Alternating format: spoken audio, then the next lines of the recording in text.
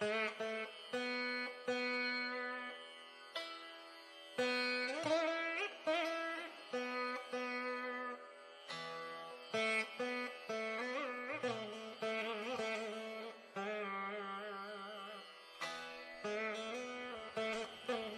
देवी सर्वभूतेषु शक्तिरूपेण संस्थिता नमस्तस्यै नमस्तस्यै ನಮಸ್ತಸ್ಯೈ ನಮೋ ನಮಃ. ಶಕ್ತಿದೇವಿಯಾದ ಶ್ರೀ ಮಾರಿಕಾಂಬೆಗೆ ನನ್ನ ನಮನಗಳನ್ನು ಅರ್ಪಿಸುತ್ತಾ ಸಿರಸಿ ಮಾರಿಕಾಂಬಾ ದೇವಿಯ ರಥೋತ್ಸವದ ದೃಶ್ಯಗಳನ್ನು ನೋಡುತ್ತಿರುವ ಎಲ್ಲ ವೀಕ್ಷಕರಿಗೂ ಉಗಾದಿ ಹಬ್ಬದ ಶುಭ ಹಾರೈಕೆಗಳೊಂದಿಗೆ ಸ್ವಾಗತ ಬಯಸುತ್ತಿದ್ದೇನೆ. ಹಿಂದಿನ ಸಂಚಿಕೆಯಲ್ಲಿ ನಾನು ವಿಸ್ತಾರವಾಗಿ ದೇವಿಯ ವಿವಾಹ ಮಹೋತ್ಸವದ ದೃಶ್ಯಗಳನ್ನು ನಿಮ್ಮೊಂದಿಗೆ ಹಂಚಿಕೊಂಡಿದ್ದೆ. ಬಹಳಷ್ಟು ಜನ ಆ ವಿಡಿಯೋ ನೋಡಿದ್ದಾರೆ ಹಾಗೂ ಬಂಧು ಮಿತ್ರರಲ್ಲಿ ಹಂಚಿಕೊಂಡಿರುವುದಲ್ಲದೆ ನನಗೆ ಸಾಕಷ್ಟು ಮೆಚ್ಚುಗೆಯ ಸಂದೇಶಗಳನ್ನು ಕೂಡ ಕಳಿಸಿರುವುದುಂಟು. ನಿಮ್ಮೆಲ್ಲರ ಮೆಚ್ಚುಗೆ ಹಾಗೂ ಮೆಸೇಜ್ಗಳಿಗೆ ನನ್ನ ತುಂಬು ಹೃದಯದ ಧನ್ಯವಾದಗಳು. ವೀಕ್ಷಕರೇ, ಈಗಷ್ಟೇ ಕಳೆದಿರುವ ಯುಗಾದಿ ಹಬ್ಬವು ಶ್ರೀ ಮಾರಿಕಾಂಬಾ ಜಾತ್ರೆಯ ಒಂದು ಪ್ರಮುಖವಾದ ಭಾಗ. ಇದೇ ಅವಕಾಶ ತೆಗೆದುಕೊಂಡು ಶಿರಸಿಯ ಮಾರಿಕಾಂಬಾ ದೇವಸ್ಥಾನ ಹಾಗೂ ಈ ಜಾತ್ರೆಗೆ ಸಂಬಂಧಪಟ್ಟ ಕೆಲವು ಸಾಮಾನ್ಯ ಮಾಹಿತಿಗಳನ್ನು ಹಂಚಿಕೊಳ್ಳುತ್ತಾ ನಾನು ರಥೋತ್ಸವದ ದೃಶ್ಯಾವಳಿಯನ್ನು ನಿಮ್ಮ ಮುಂದಿಡುತ್ತಿದ್ದೇನೆ. ಇಂದು ಮಾರಿಕಾಂಬಾ ವಿವಾಹದ ಮರುದಿನ ನಡೆಯುವುದೇ ಜಾತ್ರೆಯ ಮೊದಲ ದಿನದ ವಿಜೃಂಭಣೆಯ ರಥೋತ್ಸವದಲ್ಲಿ ಸರ್ವಾಲಂಕಾರಿತ ದೇವಿ ನೆರೆದಿರುವ ಭಕ್ತ ಜನರ ಜಯಕಾರದೊಂದಿಗೆ ರಥವನ್ನೇರಿ ಸಿರಸಿಯ ರಥಬೀದಿಯ ಮೆರವಣಿಗೆಯಲ್ಲಿ ಠೀವಿಯಿಂದ ಮೆರೆದು ಹತ್ತಿರದ ಗದ್ದುಗೆಯಲ್ಲಿ ಮುಂದಿನ 9 ದಿನಗಳು ನೆಲೆಸುತ್ತಾಳೆ. ಈ ಸಮಯದಲ್ಲಿ ದೇವಸ್ಥಾನದಲ್ಲಿ ಯಾವ ವಿಧವಾದ ಪೂಜೆಯೂ ನಡೆಯುವುದಿಲ್ಲ. ವಿವಾಹದ ನಂತರ ಮೆರವಣಿಗೆಯಲ್ಲಿ ಹೊರಟ ತಾಯಿ ಜಾತ್ರೆಯ ಕಡೆಯ ದಿನದಂದು ರೌದ್ರಾವತಾರ ತಾಳಿ ಮರಳಿ ದೇವಸ್ಥಾನಕ್ಕೆ ಹಿಂದಿರುಗುತ್ತಾಳೆ ಅನ್ನುವುದು ಇಲ್ಲಿಯ ವದಂತಿ. ಜಾತ್ರಾ ಮಹೋತ್ಸವ ಮುಗಿದ 10 ದಿನಗಳವರೆಗೆ ಇಲ್ಲಿ ಯಾವುದೇ ಶುಭ ಕಾರ್ಯವನ್ನು ಆಯೋಜಿಸುವುದಿಲ್ಲ. ಈ ಸಮಯದಲ್ಲಿ ದೇವಿಯ ವಿಗ್ರಹವನ್ನು ದೇವಾಲಯದ ಹಿಂಭಾಗದಲ್ಲಿನ ಕೆರೆಯಲ್ಲಿ ಮುಳುಗಿಸಿಟ್ಟಿರುತ್ತಾರೆ ಎಂದು ಓದಿದ್ದ ನೆನಪು ನನಗೆ. ನಂತರ ಯುಗಾದಿ ಹಬ್ಬದ ದಿನದಂದು ಈ ದೇವಾಲಯದ ಬಾಗಿಲನ್ನು ಮತ್ತೆ ತೆರೆದು ದೇವಿಯನ್ನು ಗರ್ಭಗುಡಿಯಲ್ಲಿ ಶಾಸ್ತ್ರೋಕ್ತವಾಗಿ ಪ್ರತಿಷ್ಠಾಪನೆ ಮಾಡಿ ಮತ್ತೆ ಸಾರ್ವಜನಿಕರಿಗೆ ಹಾಗೂ ಭಕ್ತಾದಿಗಳಿಗೆ ದರ್ಶನಕ್ಕೆ ದೇವಸ್ಥಾನದ ಬಾಗಿಲನ್ನು ತೆರೆಯಲಾಗುತ್ತದೆ. ಇದೇ ತಿಂಗಳು ಯುಗಾದಿ ಹಬ್ಬದ ದಿನದಂದು ಅಂದರೆ 2024ರ ಏಪ್ರಿಲ್ 9ರಂದು ಮಾರಿಕಾಂಬಾ ದೇವಿಯನ್ನು ಶಾಸ್ತ್ರೋಕ್ತವಾಗಿ ಪುನರ್ ಪ್ರತಿಷ್ಠಾಪನೆ ಮಾಡಲಾಗಿದೆ ದೇವಸ್ಥಾನದಲ್ಲಿ. ಇದುವರೆಗೂ ನಾನು ಹೇಳಿರುವ ಮಾಹಿತಿ ಪರಿಪೂರ್ಣವಾಗಿಲ್ಲವೇನೋ, ಎಲ್ಲೋ ಏನೋ ಸಂಪೂರ್ಣ ಕಥೆ ಇದರಲ್ಲಿ ನಾನು ನೀಡಿಲ್ಲ ಅಂತ ನಿಮಗೆ ಏನಾದರೂ ಅನಿಸಿದ್ದರೆ ಅದು ಸರಿಯೇ. ಸ್ವಲ್ಪ ವಿಸ್ತಾರವಾಗಿ ಎಲ್ಲ ಆಸಕ್ತಿದಾಯಕ ಮಾಹಿತಿಯೊಡನೆ ಈ ವಿಡಿಯೋ ಮಾಡೋಣ ಅಂತಲೇ ಸ್ವಲ್ಪ ಜಾಸ್ತಿ ಸಮಯ ತೆಗೆದುಕೊಂಡು ಇವತ್ತು ನಿಮ್ಮ ಮುಂದಿದ್ದೀನಿ.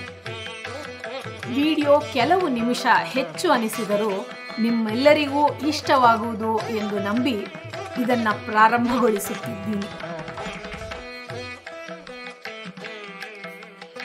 ನಾನು ಬೆಂಗಳೂರಿನಿಂದ ಶಿರಸಿ ಒಂದು ದಿನ ಮುಂಚಿತವಾಗಿ ಸೇರಿದ್ದು ಸಿಂಹಾವಲೋಕನದಲ್ಲಿ. ಅಂದರೆ ಇನ್ ರಿಟ್ರಾಸ್ಪೆಕ್ಟ್ ಒಂದು ಒಳ್ಳೆಯ ನಿರ್ಧಾರ ಎಂದು ಈಗ ಅನಿಸುತ್ತದೆ. ಜಾತ್ರೆಯ ತಯಾರಿ, ಅಲ್ಲಿ ನೆರೆಯುವ ಜನಗಳ ಜೊತೆ ಓಡಾಟ, ಬೇರೆ ಬೇರೆ ಜಾಗಗಳಿಂದ ಬಂದು ಜಾತ್ರೆಗೆ ಕಾಯ್ದು ಕೂಡುವ ಜನಸಾಗರ, ದೇವಸ್ಥಾನದ ಸುತ್ತಮುತ್ತ ಕಾಣುವ ಸಡಗರ, ಸಂಭ್ರಮ ಇವೆಲ್ಲವನ್ನೂ ನೋಡಲು ಬಹಳ ಚಂದ. ಜಾತ್ರೆ ಸಮಯದ ಪೂಜೆ ಮತ್ತು ಜನಸಾಗರದ ಮಧ್ಯೆ ತೇರು ಎಳೆದುಕೊಂಡು ಹೋಗಿ ಗದ್ದುಗೆಯಲ್ಲಿ ದೇವಿಯನ್ನು ಕೂರಿಸಿದ ಮೇಲೂ ಸಹ ನಡೆಯುವ ಅತ್ಯಾಕರ್ಷ ಆಚರಣೆಗಳು, ಭಕ್ತಾದಿಗಳ ಸೇವೆಗಳು ಎಲ್ಲ ನೋಡೋಕೆ ಬಹಳ ಆಸಕ್ತಿದಾಯಕ ಮತ್ತು ಸುಂದರವಾಗಿರುತ್ತೆ ಕಣ್ರಿ ಅಂತ ಹೇಳಿ ನನ್ನಲ್ಲಿ ಈ ಜಾತ್ರೆಯ ಬಗ್ಗೆ ಇನ್ನಷ್ಟು ಆಸಕ್ತಿ ಮೂಡಿಸಿ ಆದಷ್ಟು ಬೇಗ ಶಿರಸಿ ಪ್ರಯಾಣ ಯೋಜನೆಗೆ ನೆರವು ನೀಡಿದ ಶ್ರೀಮತಿ ಶೈಲಾ ಗೋರ್ಡನ್ಮನೆಯವರಿಗೆ ನನ್ನ ಧನ್ಯವಾದಗಳು. ನಿಜಕ್ಕೂ ಒಂದು ಹೊಸ ಪ್ರಯಾಣದ ಅನುಭವವನ್ನೇ ನೀಡಿತು. ನೇರವಾಗಿ ರಥೋತ್ಸವದ ದೃಶ್ಯಗಳನ್ನು ನೋಡುವ ಮುನ್ನ ಸ್ವಲ್ಪ ದೇವಸ್ಥಾನ ಹಾಗೂ ಅದರ ಇತಿಹಾಸಗಳನ್ನು ಈ ಸಮಯದಲ್ಲಿ ತಿಳಿದುಕೊಳ್ಳೋಣ. ವೀಕ್ಷಕರೇ, ಅಂದಿನ ವಿರಾಟನಗರವೆಂದು ಪ್ರಸಿದ್ಧವಾಗಿದ್ದ ಈಗಿನ ಹಾನಗಲ್ಲಿನಲ್ಲಿ ಧರ್ಮರಾಯನು ಶ್ರೀ ಮಾರಿಕಾಂಬಾ ದೇವಿಯನ್ನು ಆರಾಧಿಸುತ್ತಿದ್ದನು ಎಂದು ಮಹಾಭಾರತದಲ್ಲೂ ಉಲ್ಲೇಖವಿದೆ. ನಂತರದ ಚಾಲುಕ್ಯರ ಸಾಮ್ರಾಜ್ಯದ ಸಮಯದಲ್ಲಿ ಹಾನಗಲ್ಲಿನಲ್ಲಿ ದೇವಿಯ ಜಾತ್ರೆ ಮುಗಿದು ನಂತರ ದೇವಿಯ ವಿಗ್ರಹ ಮತ್ತು ಒಡವೆಗಳನ್ನು ಪೆಟ್ಟಿಗೆಯಲ್ಲಿ ಹಾಕಿ ಭದ್ರಪಡಿಸಿದ್ದರೂ ಕೆಲವು ಕಳ್ಳರು ಅವುಗಳನ್ನು ಅಪಹರಿಸಿ ಸಿರಿಸಿಗೆ ತಂದು ಆಭರಣಗಳನ್ನು ತಮ್ಮಲ್ಲೇ ಹಂಚಿಕೊಂಡು ಆ ವಿಗ್ರಹವನ್ನು ಪೆಟ್ಟಿಗೆಯ ಸಮೇತ ಹತ್ತಿರದ ಕೆರೆಗೆ ಎಸೆದು ಪರಾರಿಯಾದರೆಂಬ ಕಥೆ ಬಹಳಷ್ಟು ಕೇಳಿಬರುತ್ತದೆ. ಆ ಕೆರೆಯು ದೇವಿ ಕೆರೆ ಎಂದೇ ಈಗಲೂ ಪ್ರಸಿದ್ಧವಾಗಿದೆ. ಸಿರ್ಸಿಯಲ್ಲಿನ ಒಬ್ಬ ದೇವಿಯ ಭಕ್ತನ ಕನಸಿನಲ್ಲಿ ಒಂದು ರಾತ್ರಿ ದೇವಿಯು ಪ್ರಕಟವಾಗಿ, ನಾನು ಮಾರಮ್ಮ, ನಾನು ನಿಮ್ಮ ಊರಿನ ಕೆರೆಯಲ್ಲಿದ್ದೇನೆ, ನನ್ನನ್ನು ಮೇಲೆತ್ತು ಎಂದು ಹೇಳಿದಂತೆ ಭಾಸವಾಗಿ ಅವನು ಅದನ್ನು ಆ ಊರಿನ ಪ್ರಮುಖರಿಗೆ ತಿಳಿಸಿದನು ಎಂದು ಹೇಳುತ್ತಾರೆ. ಊರಿನವರೆಲ್ಲ ಸೇರಿ ಕೆರೆಯಲ್ಲಿ ಹುಡುಕಿ ತೆಗೆದ ದೇವಿಯ ವಿಗ್ರಹವನ್ನು ಶಾಸ್ತ್ರೋಕ್ತವಾಗಿ ಸಿರ್ಸಿಯಲ್ಲಿ ಸ್ಥಾಪಿಸಲು ಸೋಂದಾ ಸಂಸ್ಥಾನದ ಮಹಾರಾಜರನ್ನು ಅನುಮತಿ ಕೋರಿ ನಂತರ ಕ್ರಿಸ್ತಶಕ 1689ರಲ್ಲಿ ಅಂದರೆ ಶಾಲಿವಾಹನ ಶಕೆ 1911 ಶುಕ್ಲ ಸಂವತ್ಸರದ ವೈಶಾಖ ಶುದ್ಧ ಅಷ್ಟಮಿ ಮಂಗಳವಾರದಂದು ದೇವಿಯನ್ನು ಈಗಿನ ಮಾರಿಕಾಂಬಾ ದೇವಸ್ಥಾನದಲ್ಲಿ ಪ್ರತಿಷ್ಠಾಪಿಸಿದರೆಂದು ತಿಳಿದುಬರುತ್ತದೆ. ಇದು ಮಾರಿಕಾಂಬಾ ದೇವಿಯ ಸಿರ್ಸಿಯಲ್ಲಿನ ಆಗಮನ ಹಾಗೂ ದೇವಸ್ಥಾನದಲ್ಲಿ ಪ್ರತಿಷ್ಠೆಯಾದ ವಿಷಯ. ಮಾರಿಗುಡಿ, ದೊಡ್ಡಮ್ಮನ ದೇವಸ್ಥಾನ, ಅಮ್ನೋರ ಗುಡಿ ಹೀಗೆ ಹಲವಾರು ಹೆಸರುಗಳಿಂದ ಶಿರ್ಸಿಯ ಶ್ರೀ ಮಾರಿಕಾಂಬಾ ದೇವಸ್ಥಾನ ಗುರುತಿಸಲ್ಪಟ್ಟರೆ ಈ ತಾಯಿಯು ಎಲ್ಲ ಮಾರಿಯಮ್ಮ ದೇವಿಯರಿಗೆ ದೊಡ್ಡಕ್ಕ ಎಂದೇ ಕರೆಯುತ್ತಾರೆ. ಕೊಲ್ಲೂರಿನ ಮೂಕಾಂಬಿಕೆ, ಮೈಸೂರಿನ ಚಾಮುಂಡೇಶ್ವರಿಗೂ ಈಕೆಯೇ ಅಕ್ಕ. ಇನ್ನು ದೇವಸ್ಥಾನದ ಒಳಗೆ ಪ್ರವೇಶಿಸಿ ಜಾತ್ರೆಯ ಹಿಂದಿನ ದಿನದ ವಾತಾವರಣವು ಹೇಗಿತ್ತು ಎಂಬುದನ್ನು ನೋಡೋಣ. ಈಗಿನ ಶ್ರೀ ಮಾರಿಕಾಂಬಾ ದೇವಿಯ ದೇವಸ್ಥಾನ ಬಹಳ ಸುಂದರವೂ ಹಾಗೂ ವಿಶಾಲವೂ ಹೌದು. ಈ ದೇವಾಲಯವು ಕರ್ನಾಟಕದ ಕರಾವಳಿ ಕೊಂಕಣ ಪ್ರದೇಶದ ಮಂದಿರ ಶೈಲಿಯಲ್ಲಿ ನಿರ್ಮಿತವಾಗಿದೆ.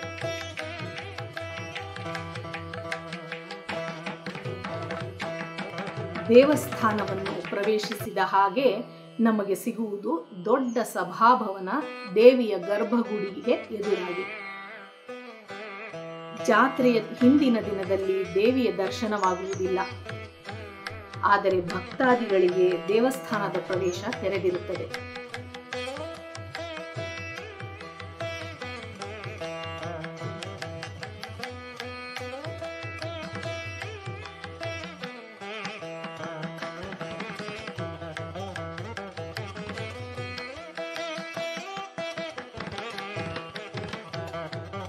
ಜಾತ್ರೆಯ ತಯಾರಿಯಲ್ಲಿ ಸಿದ್ಧತೆಗಳ ಸಂಭ್ರಮ ನಾವು ದೇವಸ್ಥಾನದ ಒಳಗೂ ಹೊರಗೂ ವಿವಿಧ ರೀತಿಯಲ್ಲಿ ಕಾಣಬಹುದು.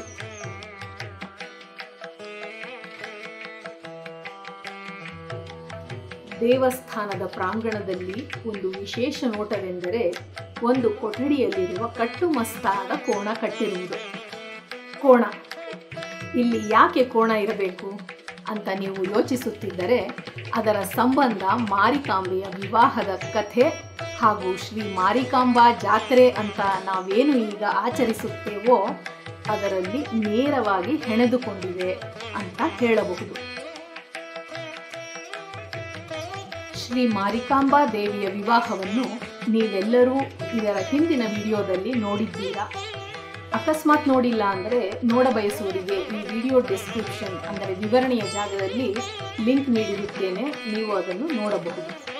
ಇನ್ನು ಮುಂದುವರಿಸುತ್ತಾ ದೇವಿಯ ವಿವಾಹ, ದೇವಸ್ಥಾನದಲ್ಲಿ ಕಾಣಬರುವ ಕೋಣ ಎಲ್ಲದರ ಹಿಂದಿನ ಒಂದು ಕಥೆ ಸಾಮಾನ್ಯವಾಗಿ ಕೇಳಿಬರುವುದು ಏನೆಂದರೆ, ಬ್ರಾಹ್ಮಣ ಕುಟುಂಬದ ಸುಂದರ ಕನ್ಯೆಯಾದ ಮಾರಿಕಾಂಬಾ ದೇವಿಯನ್ನು ಅನ್ಯ ಜಾತಿಯ ಓರ್ವ ಯುವಕನೊಬ್ಬ ಮೋಹಿಸಿ ವರಿಸಬೇಕೆಂದು ಇಷ್ಟಪಟ್ಟು ತನ್ನ ಕುಲ ಗೋತ್ರ ಎಲ್ಲವನ್ನೂ ಮುಚ್ಚಿಟ್ಟು ಅವಳನ್ನು ಮದುವೆಯಾಗುತ್ತಾನೆ.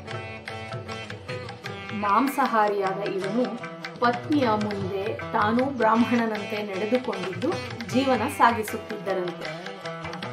ಆದರೆ ಒಮ್ಮೆ ಮಾಂಸಾಹಾರ ಕಣ್ಣಿಗೆ ಬಿದ್ದಾಗ ಅದನ್ನು ಸೇವಿಸಿದ ವಿಷಯ ಅವನ ಪತ್ನಿಗೆ ಗೊತ್ತಾಗಿ ತನ್ನನ್ನು ಮೋಸದಿಂದ ವಿವಾಹವಾದ ಸಂಗತಿ ತಿಳಿದು ಆ ಮಾರಿಕಾಂಬೆ ತನ್ನ ಪತಿಯನ್ನು ಶಿಕ್ಷಿಸುವ ಸಲುವಾಗಿ ಬಂದಾಗ ಪತ್ನಿಯ ಉಗ್ರ ರೂಪ, ಆ ಆಕ್ರೋಶ ಕಂಡ ಪತಿ ಹೆದರಿ ತಾನು ತಪ್ಪಿಸಿಕೊಳ್ಳಲು ಹಲವಾರು ರೀತಿಯಲ್ಲಿ ಪ್ರಯತ್ನಿಸಿ ಕೊನೆಗೆ ಆತ ಕೋಣನ ರೂಪ ಧರಿಸಿ ಪರಾರಿಯಾಗಲು ನೋಡಿದಾಗ ಮಾರಿಕಾಂಬೆಯು ಖಡ್ಗ ಪ್ರಹರಿಸಿ ಅವನನ್ನು ಕೊಲ್ಲುತ್ತಾಳೆ ಎಂಬುದು ಇಲ್ಲಿಯ ಹಲವಾರು ಕಥೆಗಳಲ್ಲಿ ಒಂದು.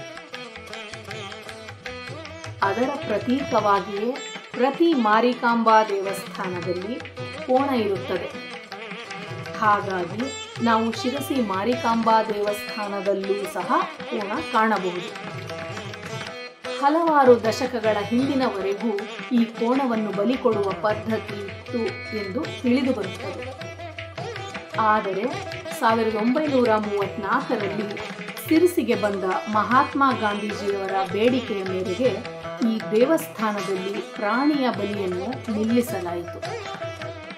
ಇದಿಷ್ಟು ಮಾರಿಕಾಂಬೆಯ ಮದುವೆಯ ಹಿನ್ನೆಲೆಯ ಮಾಹಿತಿಯಾದರೆ, ಮಾರಿಕಾಂಬೆಯ ಅದ್ಧೂರಿಯ ವಿವಾಹ ಸಂಜೆ ಮುಹೂರ್ತದ ಅನುಸಾರವಾಗಿ ನಡೆಯುತ್ತದೆ. ಮದುವೆಯ ನಂತರದ ಮೆರವಣಿಗೆ ಮತ್ತು ರಥೋತ್ಸವವೇ ನಮ್ಮ ರಾಜ್ಯದ ಅತ್ಯಂತ ದೊಡ್ಡ ಪ್ರಸಿದ್ಧ ಶಿರಸಿ ಜಾತ್ರೆ.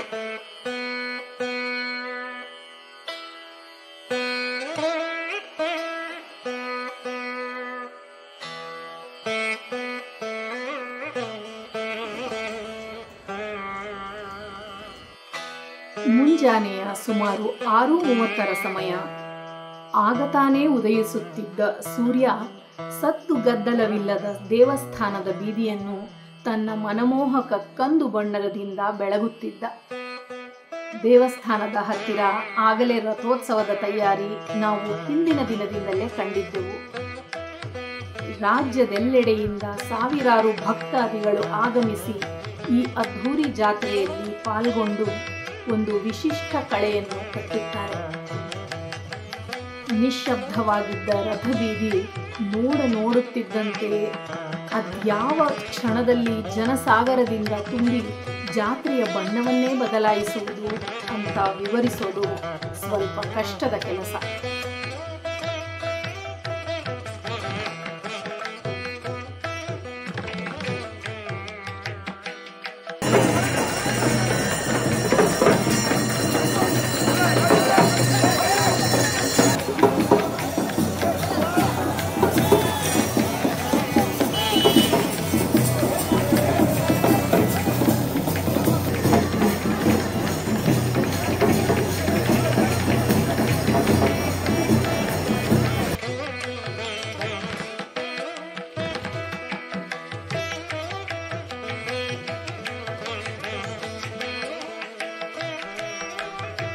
ಸುಂದರವಾದ ದೇವಸ್ಥಾನದ ಮುಂದೆ ದೇವಿಯ ಆಗಮನವನ್ನು ಕಾಯ್ದು ನಿಂತಿರುವ ಕಳಕಳೆಯ ರಥ, ದೇವಿಯನ್ನು ಹೊರತರುತ್ತಿದ್ದಂತೆಯೇ ರಥಾರೋಹಣೆಯಲ್ಲಿ ಸಹಾಯ ಮಾಡಲು ನಿಂತಿರುವ ಸೇವಕರು, ರಥೋತ್ಸವದ ಸಮಯಕ್ಕೆ ಬಂದಿರುವ ವಾದ್ಯ ವೃಂದಗಳು, ಡೊಳ್ಳು ಕುಣಿತದವರು, ಭೂತಕೋಲದ ಕಲಾವಿದರು, ರಸ್ತೆಯ ಅಕ್ಕಪಕ್ಕದ ಪ್ರತಿಯೊಂದು ಕಟ್ಟಡದಲ್ಲಿ ನೆರೆದ ಸಿರ್ಸಿ ನಿವಾಸಿಗಳು ಹಾಗೂ ಎಲ್ಲರಿಗಿಂತ ಹೆಚ್ಚು ಸೇವೆ ಸಲ್ಲಿಸಲು ರಸ್ತೆ ಉದ್ದಕ್ಕೂ ನಿಂತಿರುವ ಭಕ್ತಾದಿಗಳು.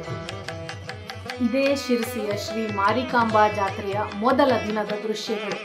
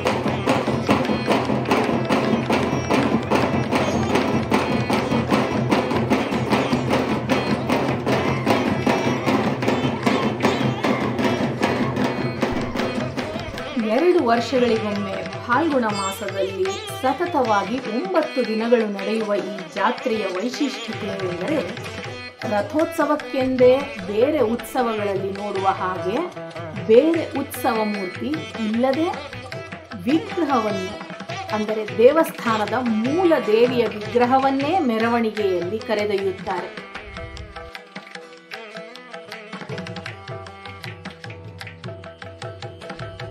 ಈ ಇತಿಹಾಸ ಅಥವಾ ಕಥೆಗಳ ಮಾಹಿತಿಯನ್ನು ಹಿನ್ನೆಲೆಯಾಗಿ ಇಟ್ಟುಕೊಂಡು ಅದ್ಧೂರಿಯಿಂದ ಜರುಗುವ ಈ ಜಾತ್ರೆಯ ಸಂಭ್ರಮದ ಕ್ಷಣಗಳನ್ನು ಆಸ್ವಾದಿಸೋಣ.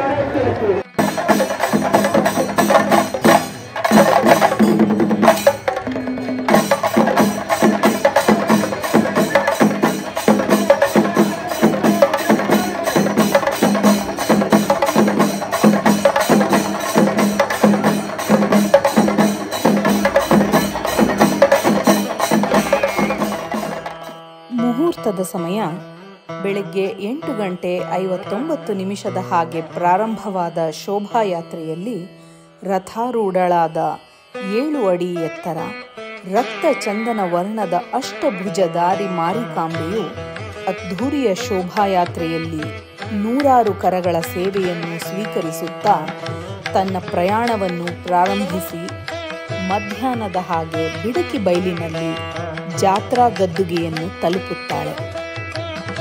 ಒಂದು ಮಹತ್ ಜಾತ್ರೆಯಲ್ಲಿ ಪಾಲ್ಗೊಂಡು ಈ ವಿವಿಧ ವರ್ಣಮಯ ನೋಟಗಳನ್ನು ಕಂಡು ಒಂದು ಅಪೂರ್ವವಾದ ಅನುಭವವನ್ನು ಖುದ್ದಾಗಿ ಪಡೆದುಕೊಳ್ಳಬೇಕು ಜೀವನದಲ್ಲಿ ಒಮ್ಮೆಯಾದರೂ ಅಂತ ನನ್ನ ಅನಿಸಿಕೆ.